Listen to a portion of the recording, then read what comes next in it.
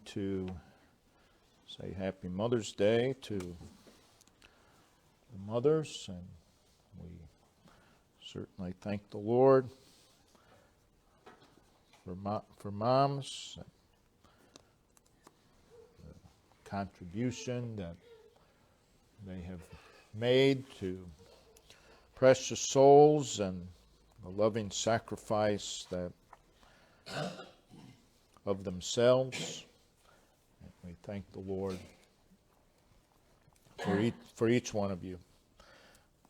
I'd like to turn to Genesis 28 and also John chapter 1. And while you're turning there, I'm going to set up this ladder. This is Jill's ladder, I guess. She thought we were hinting for her to take it home.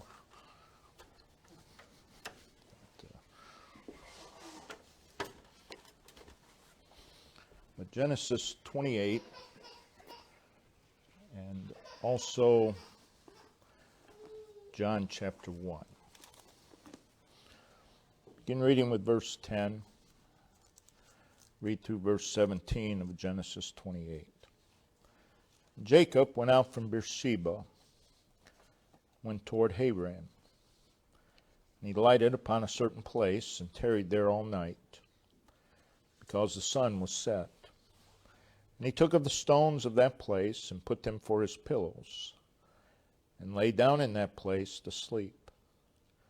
And he dreamed, and behold, a ladder set up on the earth, and the top of it reached to heaven. And behold, the angels of God ascending, is going up, and descending on it, coming down. And behold, the Lord stood above it, and said, I am the Lord God of Abraham thy father, and the God of Isaac. The land whereon thou liest, to thee will I give it, and to thy seed. And thy seed shall be as the dust of the earth, and thou shalt spread abroad to the west, to the east, and to the north, and to the south. And in thee and in thy seed shall all the families of the earth be blessed. And behold, I am with thee, and will keep thee in all places whither thou goest, and will bring thee again to this land. For I will not leave thee until I have done that which I have spoken to thee of. And Jacob awaked out of his sleep, and he said, Surely the Lord is in this place, and I knew it not. And he was afraid, and said, How dreadful is this place! This is none other but the house of God, and this is the gate of heaven. Then over in the book of John, chapter 1, verse 51, Jesus is speaking to Nathanael. And he saith unto him, Verily, verily, I say unto you, hereafter ye shall see the heaven open, and the angels of God ascending and descending upon the Son of Man. What we read in Genesis 28, of course, is an event in the life of Jacob, in which we see a type of Christ, a portrait, if you will, of Christ. Christ portrayed. This is seen in verse 12 in the words, a ladder set up on the earth, and the top of it reached into heaven. Behold, the angels of God ascending and descending on it. What we read in John chapter 1 are Christ's words again to Nathanael, with Christ recalling to the mind of Nathanael the picture from Genesis 28. What you see in John 1:51 is Christ identifying and explaining the ladder that Jacob saw in Genesis 28. In John 1:51, Jesus prefixes what he said with the words, verily, verily. It's equivalent to our word, amen. It's a word of confirmation, to confirm. It conveys the idea of that which is sure, that which is true. So Christ, speaking of himself, says, what I'm saying to you, Nathanael, is true. What I'm saying to you is reality. And he makes reference to this incident in Jacob's life. And what he is saying is, Nathanael, the reality of Jacob's ladder is me, is myself. Christ is saying the ladder which Jacob saw, set up upon earth and reaching all the way into heaven, that ladder was me. That's what he's saying. Our subject is Christ, the ladder. Christ, the ladder. We want to first of all just consider this incident in Jacob's life. It's a very significant moment in the life of Jacob. It is actually the first time that God appears and speaks to Jacob.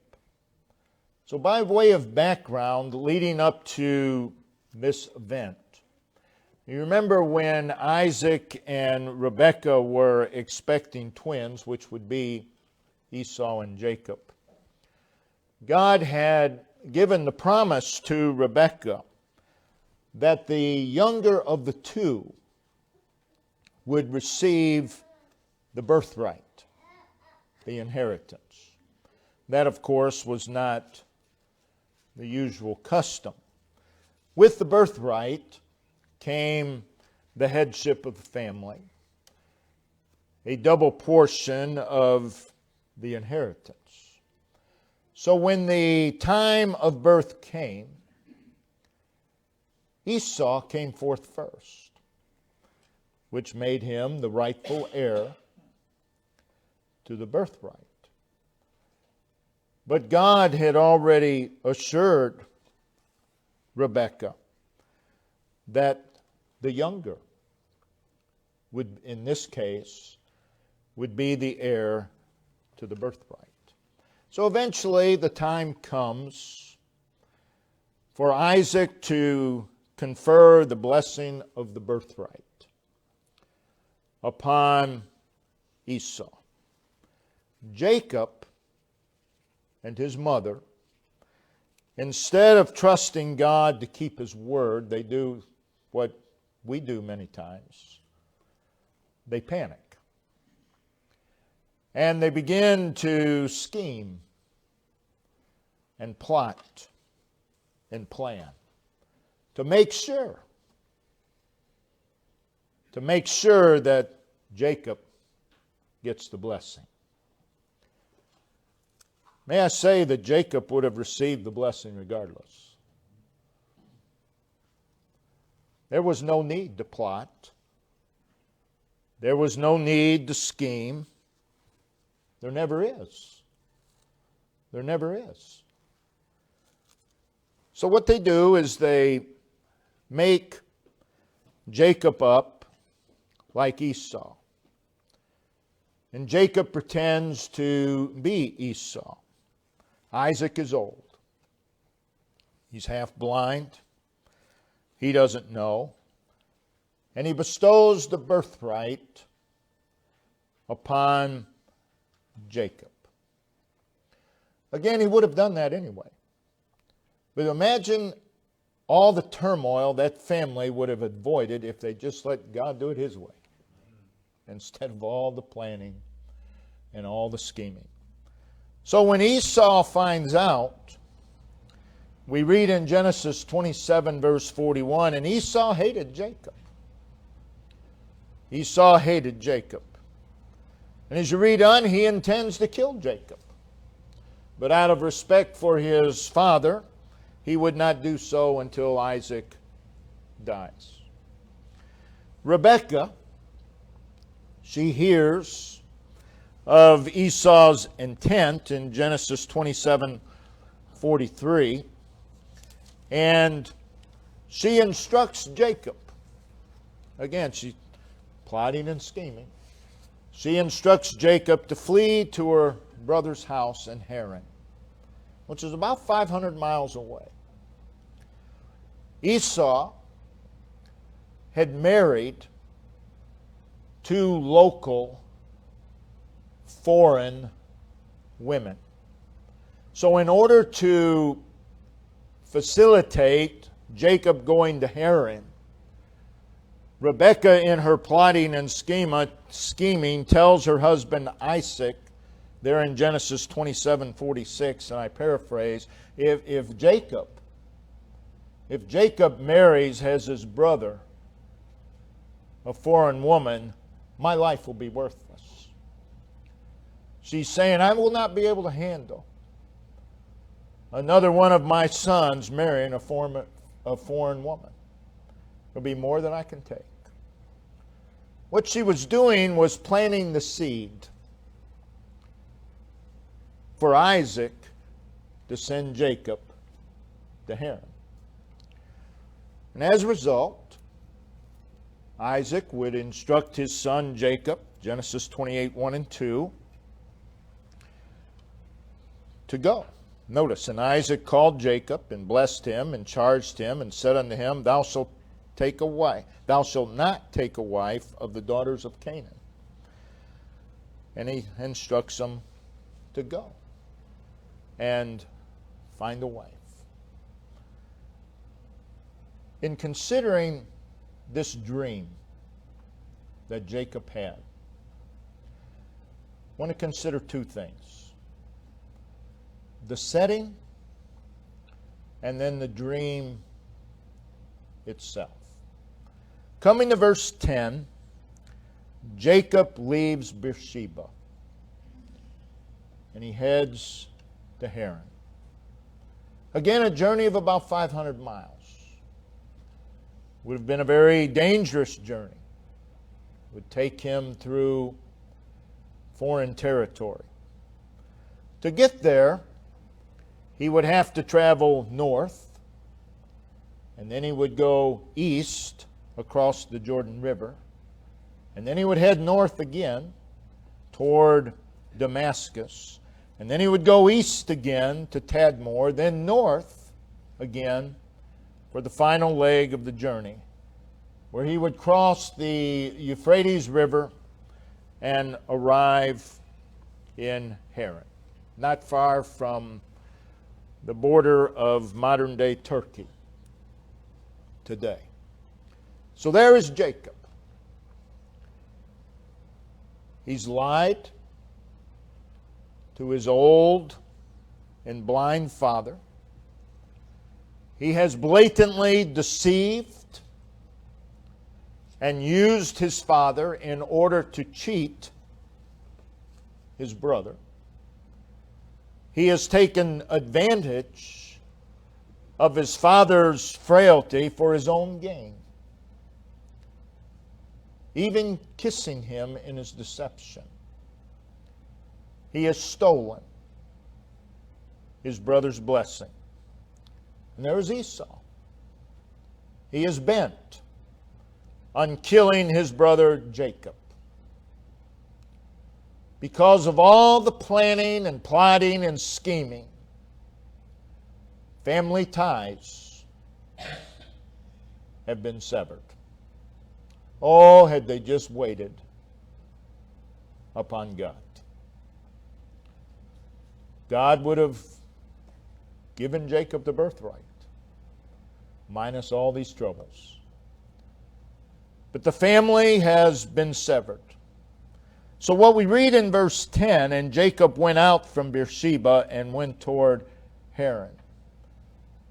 really is a very sad picture, considering everything that has happened. So there's Jacob. He's sent off. He's heading out on his journey. He is basically homeless. He's endangered.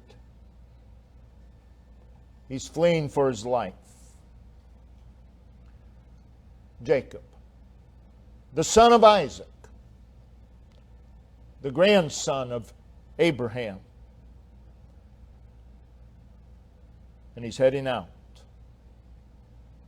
fleeing for his life. Now, we don't know what was going through the mind of Jacob, but having deceived his own father, taking advantage of his father's declining health, and having said goodbye to both his father and mother, and leaving what was familiar to him, and heading out to what was strange to him, we can only imagine that he was in great turmoil, and that he had a heavy heart. He without a doubt is at a critical point in his life. In verse 11, he comes to a certain place. We read that the sun had set, so he decides to sleep there. We learn from verse 19 that the name of this place was Luz. So Jacob comes to this place, probably with some fear, no doubt some uncertainty, and a very heavy heart. So there he is. In the darkness of the night, surrounded by desert, under a death threat from his brother. And we read that he took the stones of that place and put them for his pillows. So there he is, destitute of comfort. And he lay down in that place. His intent was to sleep, and he did, of course. But notice 3 times in verse 11, you have the word place. God is emphasizing this place. And he lighted upon a certain place.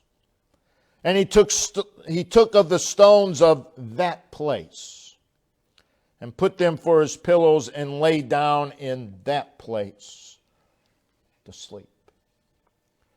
So no doubt God is calling our attention to the place where Jacob was. So we see Jacob in that place. He's a user. He's a usurper. He's a deceiver. He's a conniver. He's a schemer. He's a pretender. He is a resistor of God's way. He's a liar. He's a cheat. He's a fugitive from his father's house, fleeing from his brother's wrath, probably with little or no thought of God. Jacob is not a good person. And that's why when we read in Romans 9, God loved Jacob. God hated Esau. Esau's much more likable than Jacob. And if you were going to pick between the two, every one of us would have picked Esau. But it was Jacob. God came to Jacob. And God dealt with Jacob in that place. And God revealed Himself to Jacob. That's grace. That's mercy. So there's Jacob, lying upon the ground beneath the stars with his head upon a rock. He's in desperate need. And he needs what only God can give. God is the only one who can give Jacob what he needs. So Jacob falls asleep, which brings us to the dream, verse 12. And he dreamed. And it's in this dream that God appeared and spoke to Jacob. And notice verse 12. And he dreamed a dream, and behold, calling our attention to something unusual, something magnificent. And behold, a ladder. A ladder. What the ladder looked like is debatable. I guarantee you it didn't look anything like this. And people will argue about what the ladder looked like. You can argue from now till you take your last breath. No one knows what it looked like other than Jacob. But what the ladder looked like is debated. Is it a ladder like we understand a ladder? Probably not. Or was it more like a stairway? Really doesn't matter. Because what the ladder looked like really is not the issue. The issue is the purpose of the ladder that Jacob saw. It is stated that the ladder was set up. The ladder was set up. When you set something up, you do not do that on accident. That's something you do on purpose. And if you set a ladder in place, you do it with purpose. You're going to use that ladder to reach something that otherwise you could not reach. So you set up the ladder. And this ladder was set up where Jacob was. It was set up where Jacob was. It's right where he is, in that place. Now it tells us here in verse 12, and the top of it reached to heaven. So you can look at this ladder and just imagine the top of it going through the ceiling and just reaching into heaven. That's what Jacob saw. That speaks of the extent of the ladder. Now the extent of this ladder is not very great. But if that ladder were to go through the ceiling and just continue on and on and on all the way into the heaven, that's the extent of the ladder. Notice the ladder did not lie upon the ground. It was lying upon the ground before we set it up. But the ladder did not lie upon the ground. The ladder rose upward. The ladder was set up. So what we have here is a vision of a ladder joining heaven and earth. Again, and behold, a ladder set up on the earth, and the top of it reached to heaven. So if you start from the top of the ladder and go down, on the top of that ladder was the Lord. and you start there and you go down, it comes to where Jacob was. And if you start on the bottom and go up, if you start with Jacob and go up, it goes up to God. But either way, that ladder is between God and Jacob. It's between the two. God and Jacob. And then there's another behold. And behold. That's the second time. The angels of God ascending and descending on it. So we have a ladder set upon the earth, reaches all the way into heaven. And there's a lot of activity on that ladder. Angelic activity upon that ladder. It tells us the angels are going up and the angels are coming down. They're going up to God, they're coming down to Jacob. Hebrews 11 or Hebrews 1 verse 14. We're told that the angels are ministering spirits sent forth to minister to them that shall be the heirs of salvation. Are there ministering angels? Well, Hebrews 1:14 says there is. That's enough for me. These angels are going up the ladder, they're coming down the ladder. And that speaks of the help in the ministry of heaven. So there's Jacob. In spite of who he is, in spite of what he has done, there is the help and ministry of heaven for him.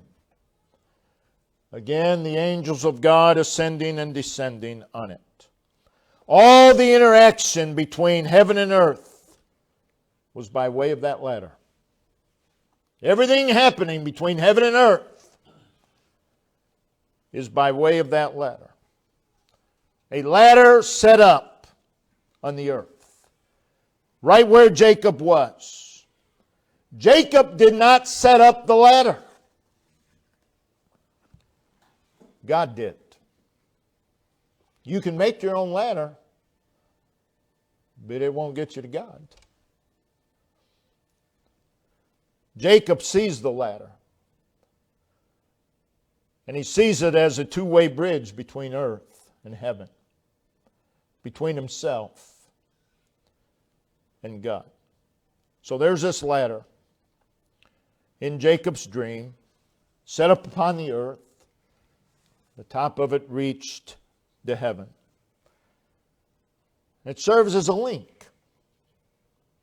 It serves as a connector between heaven and earth. More importantly, between Jacob and God. It brings heaven and earth together. And then we come to verse 13, and we have another behold. And behold, the Lord stood above it. He was what the ladder reached. The ladder is set up on the earth where Jacob is, and the ladder reaches all the way into heaven, and the Lord is on top of that ladder. He's what the ladder reaches. That's the purpose of a ladder, is to reach the otherwise unreachable. And God is unreachable without a God set up ladder. So there's the ladder, set up where Jacob is, reaching where God is. Then we read that the Lord spake from above that ladder. And here's what he said. I am the Lord God. I am the Lord God. So God revealed himself to Jacob from above the ladder. In verses 13 through 15, we'll not read those verses for time's sake, but God gave a very gracious promise to Jacob from above that ladder. It was from above this ladder that God promised to bless Jacob, who's undeserving of anything from God. But God promised to bless him from above the ladder. In verse 15, there's the promise of his presence and the promise that God would keep him. And notice, it was in all places whither thou goest. There's also the promise of his faithfulness to Jacob. Will bring thee again to this land, for I will not leave thee until I have done that which I have spoken to thee of. So everything Jacob experienced that night is in connection with this ladder. It's all in connection with the ladder. Set up on the earth, and the top of it reached to heaven. And behold, the Lord stood above it. So there was this ladder, and the heavens were opened, and God was there. The miracle that night was the ladder revealed. That's the miracle. In verse 16, we read, Jacob waked out of his sleep, and he said, surely the Lord is in this place. Jacob interpreted the dream as God showing up in his life by way of the ladder. How wonderful it is when God shows up in your life by way of the ladder. Keep in mind who the ladder is. We'll get to that.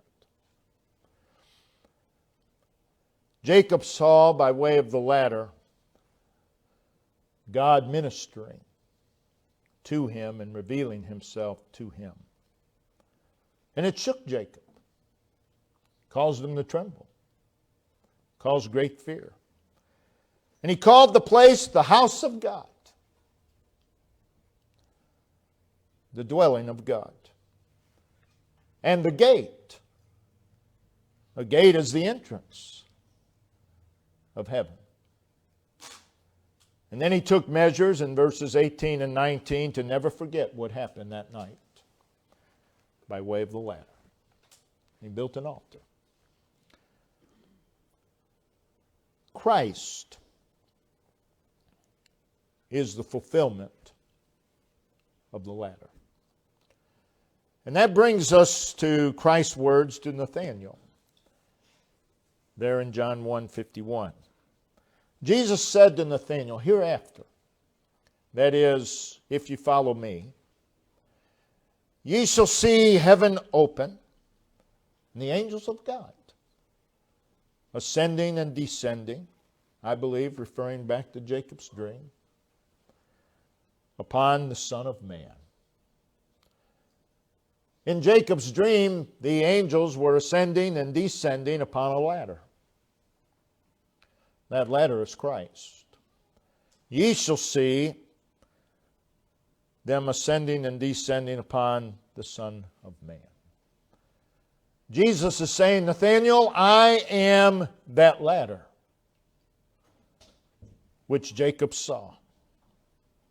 Now there's some debate as to what Jesus is referring to when he said, ye shall see heaven open. Many will argue that he's referring to his baptism or his transfiguration. Remember, God said, this is my beloved Son in whom I'm well pleased. Or his ascension. Or all of these. And such could be so, certainly so in the context of Nathanael.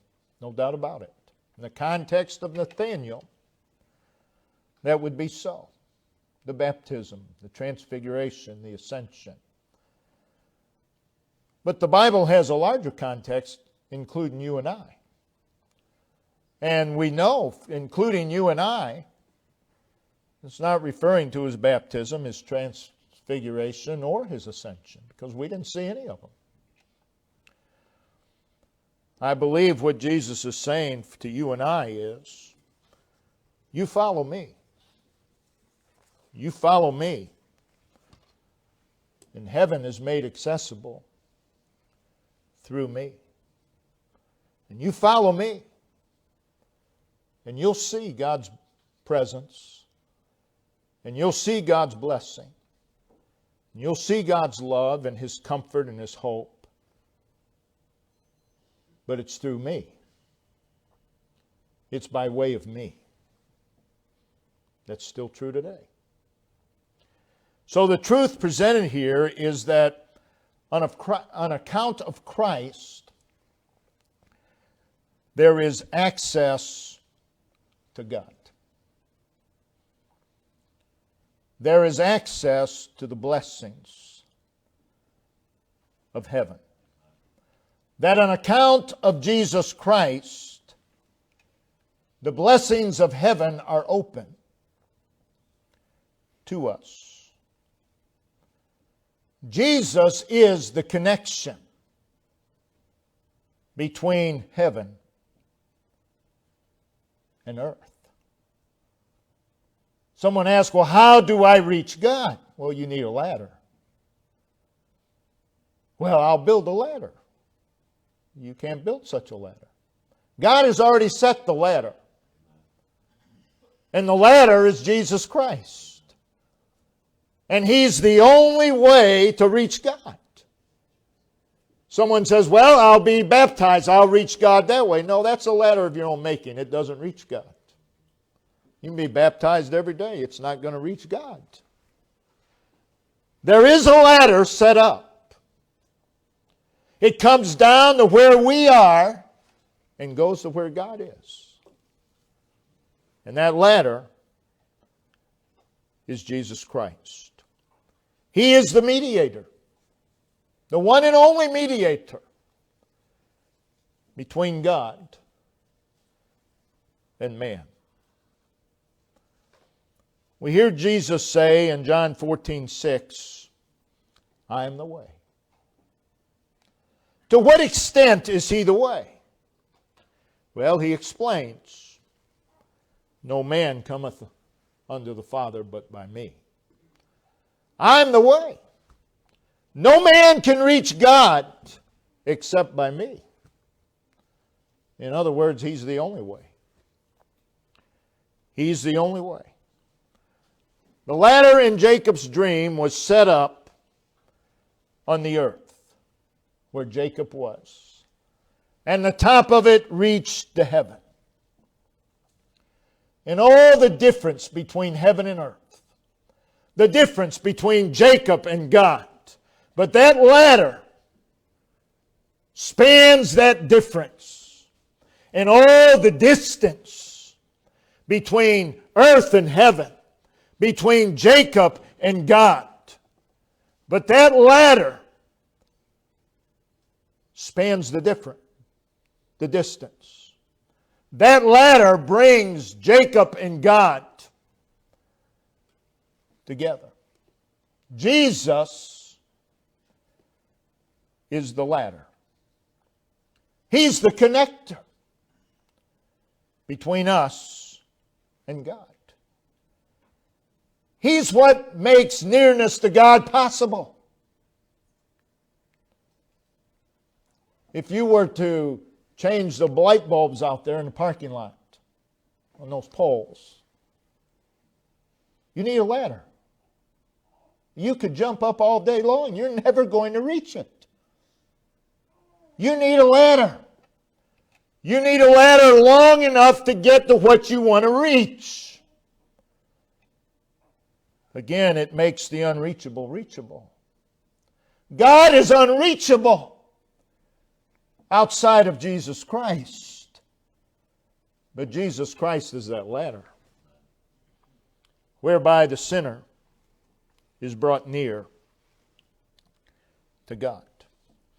A ladder set up upon the earth. If you're smart, if you're going to use a ladder, you want firm footing. You want to make sure it's firm.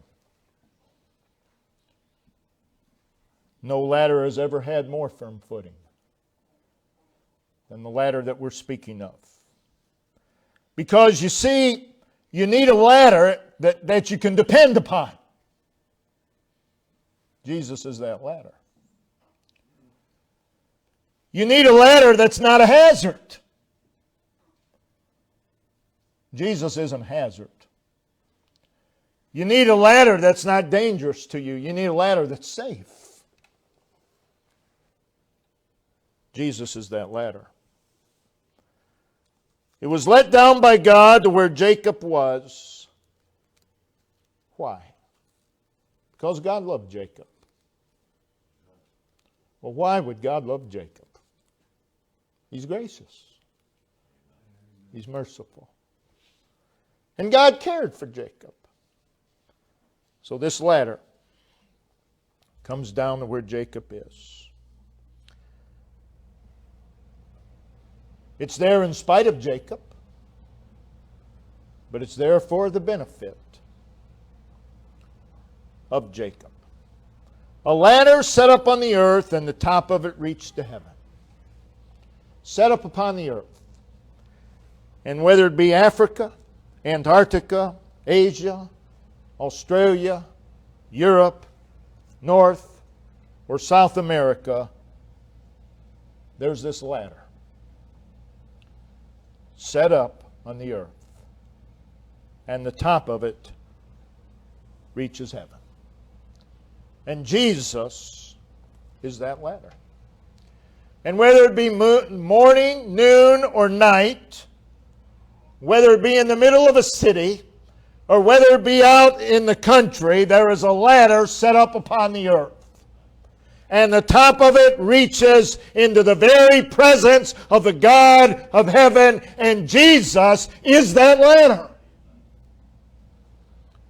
A ladder, again, is a way to reach the otherwise unreachable heights. And Jesus is that ladder. A ladder is a way to climb. A ladder is a way to ascend. And Jesus is that ladder. Jesus is the ladder set up upon earth where we are. And the top of it reached to heaven. And what came down to Jacob that night was Jesus. That's what came down to him. And what Jacob saw that night was Jesus. That brings us to some personal application. In the text in Genesis 28, what could have been just a night under the sky became a meeting with God. Jacob, it was not in his mind to meet with God that night. But God appeared to Jacob in a dream at a crucial point in a crucial place in his life. And ours, we might find ourselves in a storm, might find ourselves in some sort of trouble, some sort of bondage, some sort of entanglement. There may be upheaval, there may be chaos in our life. Our place in life may be a place of failure, it may be a place of defeat and discouragement. could be a place of torment and misery, a place of affliction or trials, a place of pressure. Jacob's under a lot of pressure here. A place of battles and struggles. But set in our place, wherever that place is a ladder. Not a ladder like that, but a ladder that reaches all the way into heaven. A ladder that comes down to where we are, regardless of where we are, and reaches God. And that ladder is Jesus. And because of that ladder, heaven is open. And down from that ladder comes right where we are the life, the light, the healing, the strength, the hope, the help, the contentment, the comfort, the relief, the joy, the delight, the courage, the victory that we need. But it comes down by way of the ladder, who is Jesus Christ. Whatever, wherever my place may be, that ladder is fixed. That ladder is set. That ladder is secure. Behold, a ladder set up in that place, and the top of it reaches to heaven. And from that ladder, Jesus Christ descends the abundant blessings of Almighty God, all by way of the ladder. Again, ours may be a place of great trial, a place of great need. But behold, get your attention upon the ladder. Behold, a ladder set up. The top of it reaches God. That ladder is Jesus. You and I that are saved, one day in our unsaved condition, that ladder was set up right where we are, or we saw that ladder set up right where we are, right where we were. Behold the ladder. You cannot start over here. If anybody wants to try, you're welcome. Not really. You cannot start over here and run and jump to the top of that ladder. You can't do it. You cannot do it. You can't run and you can't stand here and jump to this third step. You can't do it. But that's how people want to live their Christian lives. They want to go from here and they want to get up to here. Just like that. Ladder doesn't work that way. Doesn't work that way. What you and I need to do is you take hold of the ladder. The ladder is Jesus. Take hold of the ladder. And then by faith you take a step. And you take another step. I'm a little further from earth. And I'm a little closer to God by way of the ladder. And then do I jump from here to here? No. I take another step. And another step. And now I'm even further from earth. And things are starting to look a little different. I can see things a little differently than when I was down there. So I take hold of the ladder and I take another step. And now things look quite a bit different.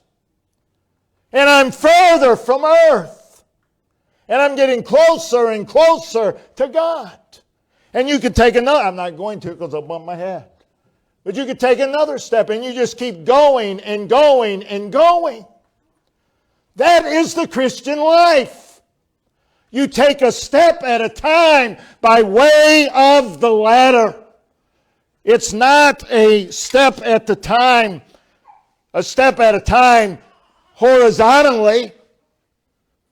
Oh, I must just press on horizontally. That's not going to help you. You need to go vertically, a step at a time, getting closer and closer to God each step of the way. That is the way to live life. And for you and I that are saved, that is how we can live life. But it's all by way of the ladder. It's by way of the ladder. So many people, God's people, they fold up the ladder, they put it away, and they try to live their life. That's not Christianity. Christianity is by way of the ladder.